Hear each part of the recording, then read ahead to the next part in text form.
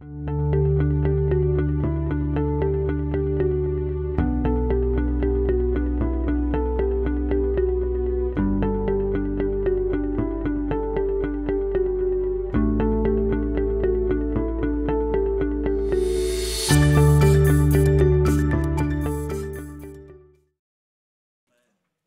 Dieu soit béni, notre Rédempteur admirable, comme on l'a chanté. Quelle grâce d'avoir Jésus-Christ comme Seigneur et Sauveur. Amen. Dans nos vies, c'est un privilège, c'est une grâce. On va ouvrir ensemble la parole de Dieu. Alors simplement cette petite anecdote avant de commencer. Un jour, j'étais sur la route, j'étais en voiture et puis j'arrive devant... vous savez, le fameux panneau, voie sans issue.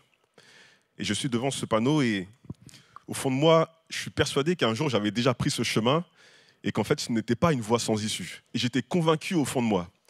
Et du coup, qu'est-ce qui s'est passé? Eh bien, j'ai emprunté ce chemin, cette voie sans issue, et ce qui devait arriver arriva. Je me suis retrouvé devant une impasse. Voie sans issue. Et c'est justement le titre de mon message ce soir. Et on va aller dans Exode. Chapitre 14, on est avec le peuple de Dieu. Exode 14, je vais lire à partir du verset 1. L'Éternel parla à Moïse et dit « Parle aux enfants d'Israël qu'ils se détournent et qu'ils campent devant Pi-Hahiroth, entre Migdol et la mer vis-à-vis de Baal-Tséphon. C'est en face de ce lieu que vous camperez près de la mer. Pharaon dira des enfants d'Israël « Ils sont égarés dans le pays, le désert les enferme. J'endurcirai le cœur de Pharaon et il les poursuivra. Mais Pharaon et toute son armée serviront à faire éclater ma gloire, et les Égyptiens sauront que je suis l'Éternel. » Et les enfants d'Israël firent ainsi. On annonça au roi d'Égypte que le peuple avait pris la fuite. Alors le cœur de Pharaon et celui de ses serviteurs furent changés à l'égard du peuple. Ils dirent « Qu'avons-nous fait en laissant aller Israël, dont nous n'aurons plus les services ?» Et Pharaon attela son char et il prit son peuple avec lui. Il prit 600 chars d'élite et tous les chars de l'Égypte. Il avait sur tous des combattants. L'Éternel endurcit le cœur de Pharaon, roi d'Égypte. Et Pharaon poursuivit les enfants d'Israël. Les enfants d'Israël étaient sortis la main levée. Les Égyptiens les poursuivirent et tous les chevaux, les chars de Pharaon, ses cavaliers et son armée les atteignirent campés près de la mer vers Pi-Hahiroth vis-à-vis de Baal-Tséphon. Pharaon approchait. Les enfants d'Israël levèrent les yeux et voici, les Égyptiens étaient en marche derrière eux. Et les enfants d'Israël eurent une grande frayeur et crièrent à l'Éternel. Ils dirent à Moïse, « N'y avait-il pas des sépulcres en Égypte sans qu'il fût besoin de nous mener mourir au désert? Que nous as-tu fait en nous faisant sortir d'Égypte? N'est-ce pas là ce que nous te disions en Égypte? Laisse-nous servir les Égyptiens, car nous aimons mieux servir les Égyptiens que de mourir au désert. » Moïse répondit au peuple, « Ne craignez rien, restez en place et regardez la délivrance que l'Éternel va vous accorder en ce jour. Car les Égyptiens que vous voyez aujourd'hui, vous ne les verrez plus jamais. L'Éternel combattra pour vous et vous gardez le silence. » Amen. Nous sommes ici, effectivement, avec le peuple d'Israël devant une voie sans issue. Voici le peuple qui était en servitude, qui était en esclavage en Égypte durant des siècles de maltraitance, des siècles de souffrance, des siècles de larmes certainement. Et puis, un jour, à travers le serviteur Moïse, l'homme de Dieu, eh bien, le peuple va sortir d'Égypte. Et là, on imagine bien sûr que c'est la joie, c'est la délivrance, c'est la joie, c'est l'espérance. Et voici que le peuple est dans le désert et puis se trouve devant une voie sans issue, devant une interrogation, devant une impasse. Il y a les Égyptiens qui sont aux trousses et puis devant, il y a la mer. Que faire face à cette situation? Et on s'imagine, si on se met à la place du peuple, le peuple qui devait se dire au fond de leur cœur, eh bien, Dieu nous a délivrés, on était esclaves, Dieu nous a délivrés, eh bien maintenant on est devant une voie sans issue, devant l'impasse. Comment se fait-il qu'on se retrouve dans cette situation? Et pourtant, Dieu est fidèle, Dieu était présent avec le peuple et Dieu est encore présent avec le peuple en face de la mer. Et on va voir 4 leçons à retenir. Premièrement, la voie sans issue, c'est l'endroit vers lequel Dieu nous conduit quelquefois. Deuxièmement, c'est l'endroit où Dieu nous éprouve. Troisièmement, l'endroit où nous manquons quelquefois à nos engagements envers le Seigneur. Et quatrièmement, c'est l'endroit où Dieu combat pour nous. Alléluia. L'endroit où Dieu nous conduit quelquefois. C'est vrai que je pense qu'on aimerait tous éviter ce genre de situation. On aimerait tous pouvoir passer à côté, mais c'est vrai que quelquefois, Dieu nous conduit devant une voie sans issue. En tout cas, devant une voie qui semble sans issue. Et ici, il nous est dit au début du texte, si on lit la fin du texte que je viens de lire, au verset 12-13, on pourrait se dire finalement, mais c'est vrai, mais pourquoi ils sont arrivés là? Pourquoi ils sont face à l'impasse? Pourquoi ils sont retrouvés à cet endroit-là? Pourquoi? Mais quand on voit au début du texte, au verset 1 et 2 qu'on vient de lire, effectivement, c'est Dieu qui les a envoyés là. C'est Dieu qui a donné un ordre bien précis au peuple, et c'est Dieu qui les a conduits et qui les a envoyés à cet endroit. Et si Dieu les a envoyés à cet endroit, il a aussi les moyens pour pouvoir délivrer le peuple. Amen. Et parfois, on peut se poser des questions quant à notre vie, quant à la situation, à l'instant présent, comment on peut se retrouver dans cette situation. Eh bien, si Dieu nous a conduits, si Dieu nous a pris par la main, si nous avons été conduits par la volonté de Dieu, eh bien, il est celui qui est fidèle pour nous secourir, pour nous garder et pour nous donner la délivrance. Amen. Ils ne sont pas arrivés là selon leur propre désir. Parce que bien évidemment, ils auraient très bien pu se dire, bon, on va prendre un autre chemin, on va peut-être rester un peu plus longtemps en Égypte, etc., etc. Il y a peut-être plusieurs possibilités qui pouvaient se présenter à eux. Mais ce n'est pas selon leur propre désir, mais c'est selon les désirs de Dieu. Et nous, en tant qu'enfants de Dieu, aujourd'hui, qu'est-ce qu'on veut faire? On ne veut pas faire notre propre volonté. On ne veut pas faire ce qui nous plaît, mais on veut faire la volonté de notre Dieu, la volonté de notre Sauveur. Amen. L'endroit où Dieu nous éprouve, premièrement dans le chemin de l'obéissance. Parce qu'encore une fois, quand on revient au début du texte, la parole nous dit que, et on va lire ensemble la fin du verset 4, la parole nous dit,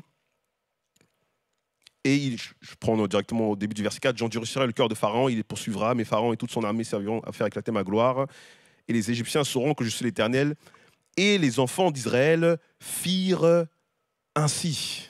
Les enfants d'Israël firent ainsi. Ils ont obéi à la voix de Dieu. Mais lorsqu'ils sont face à l'impasse, ils oublient qu'ils ont obéi au préalable à la voix de Dieu. Et c'est la même chose pour nous, parfois quand on est devant l'impasse, quand on est devant les obstacles, non seulement on oublie qu'on a dit oui au Seigneur parfois à cause des tribulations, à cause des difficultés, mais on oublie également les promesses de Dieu. Ce que Dieu a dit dans le secret, parfois de nos chambres, ce que Dieu nous a révélé, parfois dans les difficultés, eh bien, on oublie les promesses de Dieu. Mais le peuple, au préalable, a bien évidemment obéi à Dieu. Le peuple firent ainsi. Deuxièmement, en permettant à des circonstances écrasantes de nous accabler. Le peuple est accablé. Le peuple est sans secours. Le peuple est devant l'interrogation. Mais encore une fois, Dieu est fidèle. Alléluia. Troisièmement, donc, c'est l'endroit où nous manquons quelquefois à nos engagements par notre incrédulité, par nos plaintes. On voit le peuple qui va se plaindre, qui va se lamenter. Le peuple qui est dans le désarroi et qui se pose des questions. Et parfois, on peut se poser des questions. Seigneur, jusqu'à quand? Seigneur, pourquoi? Et il est bon de parler de tout notre cœur, avec un cœur vrai devant Dieu. Il est notre Père Céleste, il est celui qui prend soin de nous. Alors lorsqu'on s'adresse à lui, on veut parler de tout notre cœur. Seigneur, viens à mon secours. Seigneur, aide-moi. Seigneur, vois cette situation. Seigneur, vois la situation de mon frère, de ma sœur. Vois cette maladie, etc., etc. On veut parler de tout notre cœur à Dieu. Amen. On ne veut pas simplement faire des belles prières comme ça, toutes faites, mais on veut parler de tout notre cœur au Seigneur. Amen. Un cœur à cœur avec Dieu. Et quatrièmement, c'est l'endroit où Dieu combat pour nous. Alléluia. On reprend au verset 13.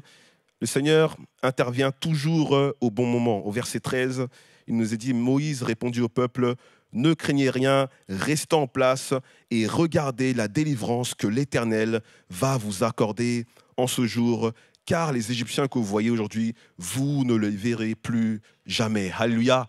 Ça, c'est une parole, c'est vraiment une parole d'un leader. un leader, Moïse, ne va pas baisser les bras, mais il va encourager le peuple. Il sait que la délivrance est devant. Amen. Il sait que tout est possible à l'Éternel. Et ce n'est pas le peuple qui va combattre, mais c'est l'Éternel qui combattra pour le peuple. Amen. Et c'est Dieu qui combat pour nous aujourd'hui encore. C'est lui qui mène le combat. C'est lui qui est devant. Alléluia. Quand Dieu nous conduit à tel endroit, c'est vrai que la voie semble sans issue. Et on est parfois devant, encore une fois, l'interrogation. Mais si ce qu'on regarde est parfois incompréhensible, si nous sommes devant l'obstacle, eh bien, sachons que dans le monde spirituel, l'affaire est déjà réglée. Alléluia. La parole nous dit, il nous a ressuscités ensemble, il nous a fait asseoir ensemble dans les lieux célestes en Jésus-Christ. Alors quand dans le monde physique, dans le monde matériel, tout semble bloqué, nous savons que ce qui prime, c'est le monde spirituel. Et nous sommes assis avec Christ dans les lieux célestes. Parfois, quand je lis ce verset, je me pose un tas de questions, mais c'est vraiment un verset de victoire. Nous sommes assis avec Christ dans les lieux célestes. Nous avons une position d'autorité, nous avons une position de vainqueur, et c'est bien pour ça que tout est possible à celui qui croit, à celui qui s'appuie sur le Seigneur. Nous sommes assis dans les lieux célestes en Jésus-Christ. Alléluia. Alors, il y a deux voies sans issue possibles. Celle de Dieu qui, en apparence, semble sans issue, mais Dieu est toujours au bout. Et il y a une deuxième voie sans issue, malheureusement, mais c'est celle des hommes, celle de nos choix personnels, qui parfois nous amènent loin de la volonté de Dieu. C'est l'endroit où nous nous conduisons nous-mêmes. On pense faire la volonté de Dieu, mais on se trompe soi-même. Et finalement, on suit notre propre volonté et on se retrouve devant une voie sans issue. Pourquoi ? Parce que nous n'attendons pas l'ordre divin, mais nous voulons faire notre propre volonté. Que le Seigneur nous donne le discernement afin de discerner sa volonté à lui avant toute chose. Alléluia. C'est l'endroit où nous ne pouvons plus supporter l'épreuve, car Dieu n'est pas dans l'affaire. C'est l'endroit où c'est difficile. Et j'aime beaucoup cette phrase. Je vous laisse cette phrase que j'ai entendue quelque part. Dieu n'est pas obligé de terminer quelque chose qui n'a pas commencé. Dieu n'est pas obligé de terminer quelque chose qui n'a pas commencé. On prend des décisions sans l'aval du Seigneur. On prend des décisions sans la volonté de Dieu. Et quand on se retrouve dans l'impasse, on crie au Seigneur. Mais Dieu n'est pas obligé de terminer ce qu'il n'a pas commencé. Alors, encore une fois, Dieu est un Dieu de grâce. Et même quand on est sur une voie sans issue, celle des hommes, eh bien, Dieu est celui qui vient également combattre pour nous, à condition, encore une fois, de crier vers lui, à condition de faire demi-tour, à condition de désirer désormais choisir d'obéir à sa voix, d'obéir à la parole de Dieu. Amen. Et je vais conclure par le verset 14 qui nous dit « L'Éternel combattra pour vous et vous gardez le silence. » Deux choses, on veut s'attendre, c'est vrai, on veut s'attendre au Seigneur, mais on veut garder le silence. Combien de fois on peut murmurer, on peut se plaindre, on peut se lamenter. On veut garder le silence et on veut attendre le secours qui vient de l'Éternel. Alléluia. Dieu était avec son peuple lorsque le peuple était en Égypte. Dieu était avec ce peuple lorsque le peuple était dans le désert. Dieu était avec le peuple lorsqu'ils étaient devant l'impasse. Et Dieu est celui qui va ouvrir la mer et qui va continuer à conduire le peuple. Et Jésus-Christ est le même, la parole nous dit, hier, aujourd'hui, éternellement. Il continuera à nous conduire. On veut garder le cap et on veut regarder à lui dans le nom de Jésus. Que son nom soit glorifié.